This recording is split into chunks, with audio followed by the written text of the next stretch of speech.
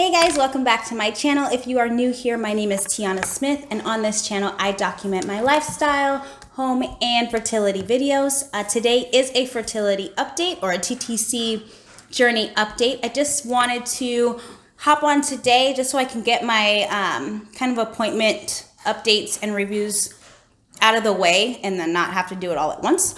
If you hear some chomping, Pepper is eating. I did just get home from work, so everyone's kind of running around and Derek's in the shower. So if you hear him come out as well, please excuse the noise. Okay, so first things first, I think my last update, I let you guys know that I need to go back into the fertility specialist to get an HSG test.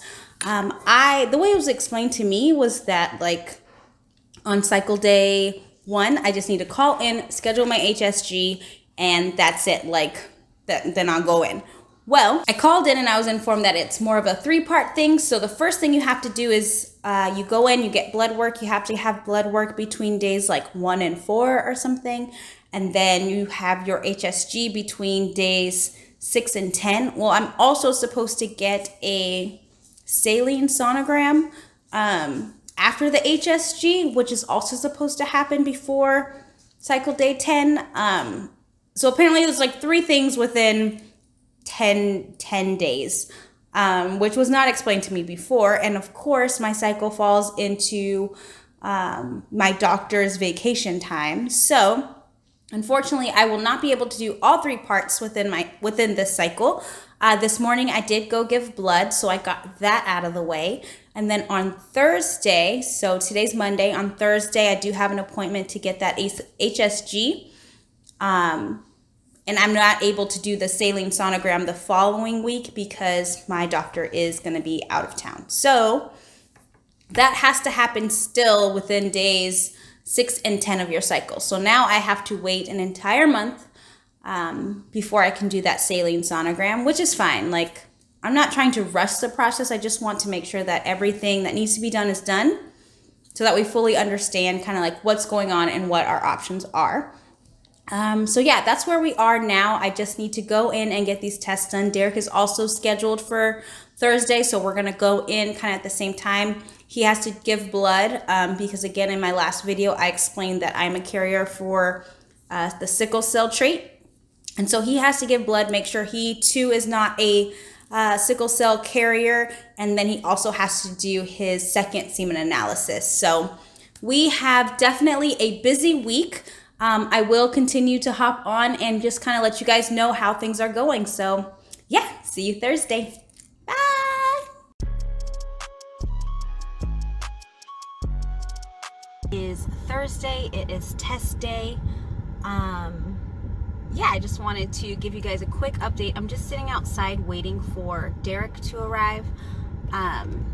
So hopefully he won't take too long. I still have like 20 minutes before my appointment. So yeah, I'm just sitting here trying to decide exactly how I feel. Like, as of right now, I can't tell if I have just like anxiety or I have this virus, so TBD, okay? Like, I've been doing a lot of research on the test, so I feel like it's not the test itself. I think my biggest problem is just like the anxiety over finding out something new. Like, I just don't want anything new to come out of this test. Like, I think that's giving me anxiety. Like, I get we have the male factor thing. We've got the fibroids. Like, we've got the low AMH. Like, that I know. And I've already dealt with that.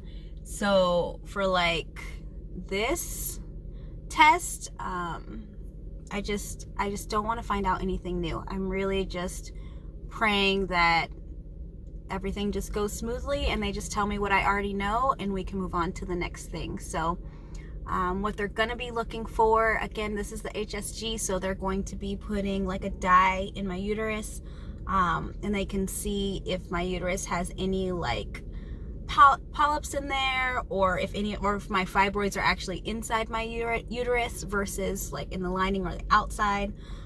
As well as finding out if there are any blockages in my tubes. So I'm sure the test will be very informative, but again, am just nervous, I guess, that I'm gonna find out something new.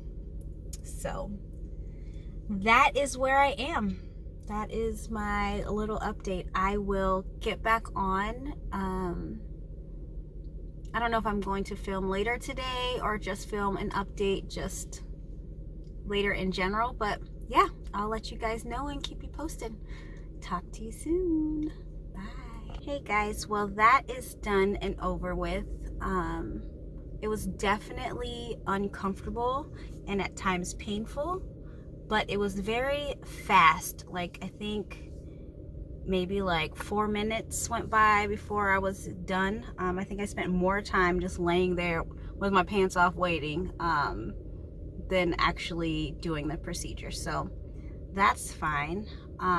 So far, all he was able to show me was that my right ovary is out, kind of living free, living its best life away from my uterus, kind of as it should be. And my left ovary is just like tucked in, like really close to my uterus, which is obviously probably not the best thing. He's thinking maybe there's some scar tissue there that's holding it close. He doesn't know why it's like my uterus just looks like it's just like on one side it's tucked in like this, and my ovary is like really close to my uterus, and then my other ovary is just like floating off in the abyss. So I'm sure he'll want to talk to me about that.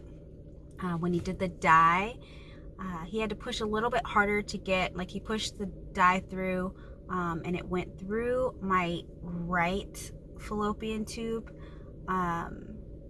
a lot easier. Like, he just had to increase, like, I don't know, the volume, the pressure or something, and it was able to go out of one side fine, but the left side, as he applied more pressure, it just kind of like ballooned around my ovary. It wasn't really going out as much on the left side, so I'm sure that's something that we will have to talk about. So I have a follow-up appointment next week.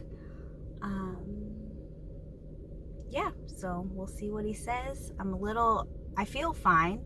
I did start bleeding, so that's still happening. Hopefully that'll end by the end of today, and I'll be fine.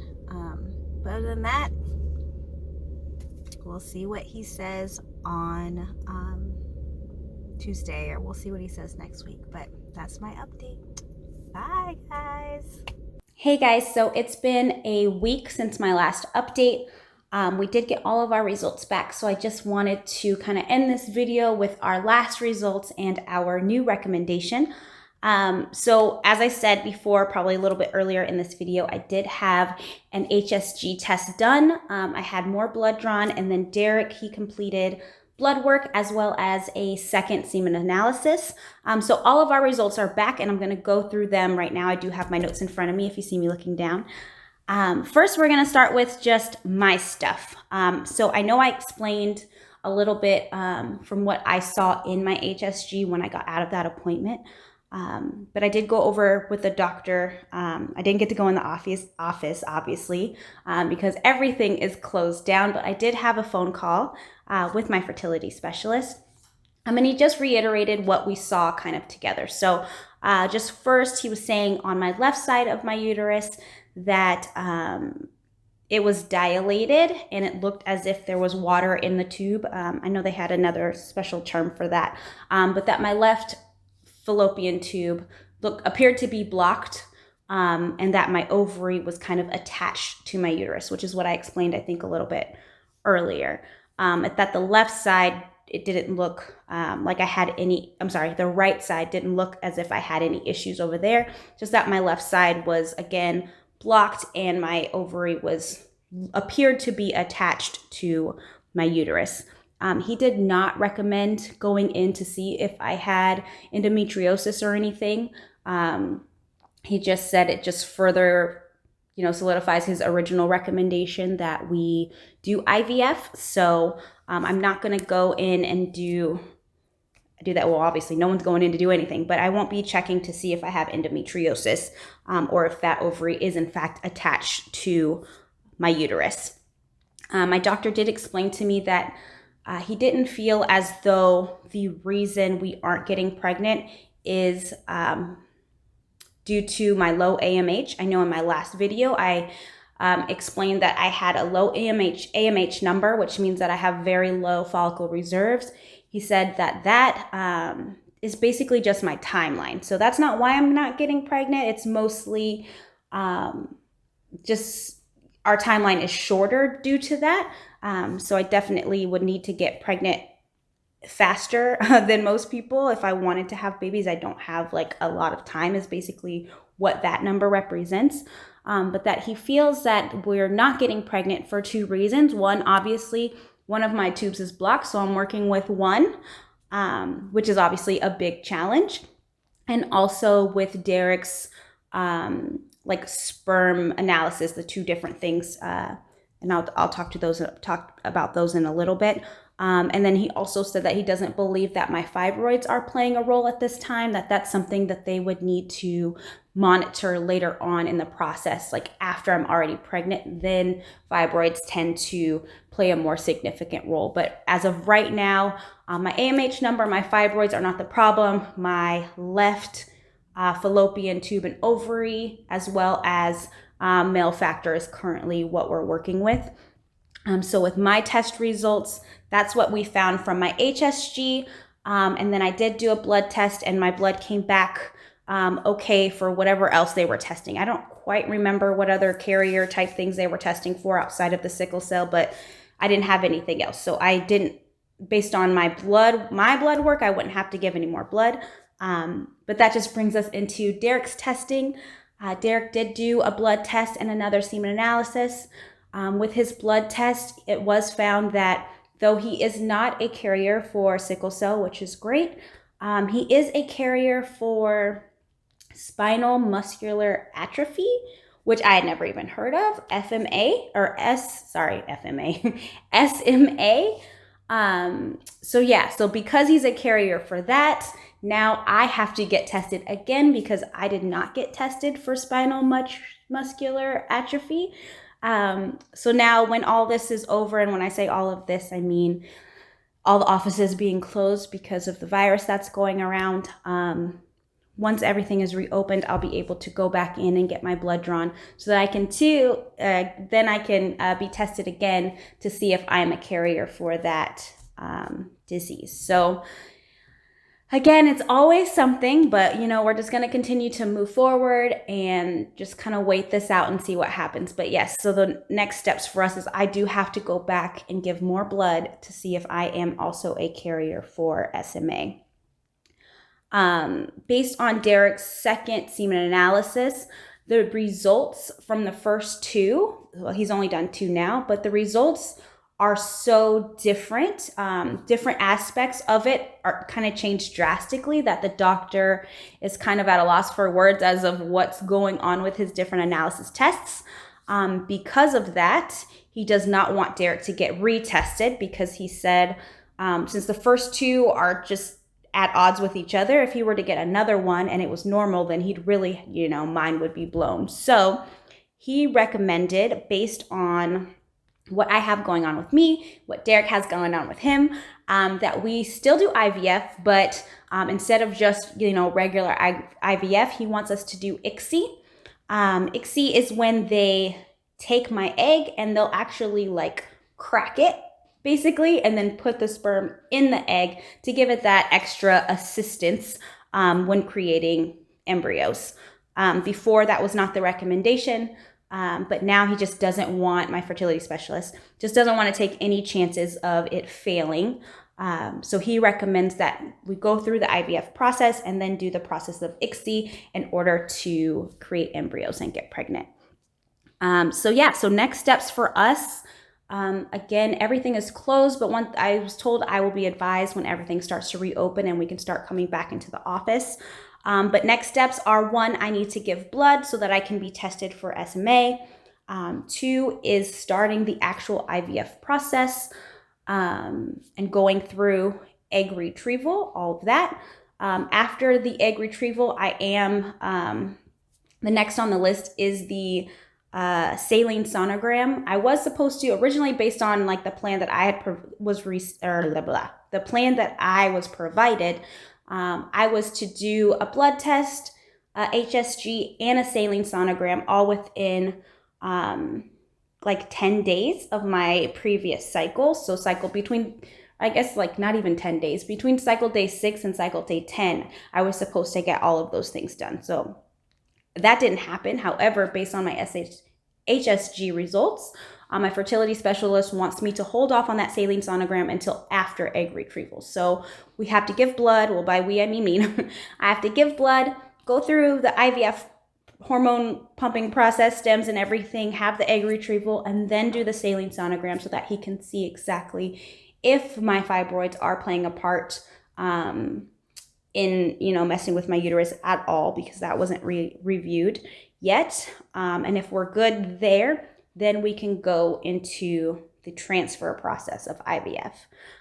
Again, I don't have a timeline, and I mean, no one has a timeline for anything right now, which kind of sucks, but I know that it's for the best that everything's put on hold right now. So he did advise that the office will let me know when I can start this process, I guess, all over again. Right now, everything is kind of at a standstill. It kind of sucks, I think, not necessarily because I have to wait, but just because I don't know how long I have to wait. I think that's maybe a little bit of a hard part for me, because obviously I've been waiting forever, so I know I can wait. It's kind of sucks when you don't know when everything is going to go back to normal. So I don't know. I'm just kind of dealing with that. But yeah, that's the update. That is where we are. Now we just wait. I think to kind of keep the ball moving and being proactive, I am going to reach out to Progeny, let them know what my next steps are and that we don't have a timeline.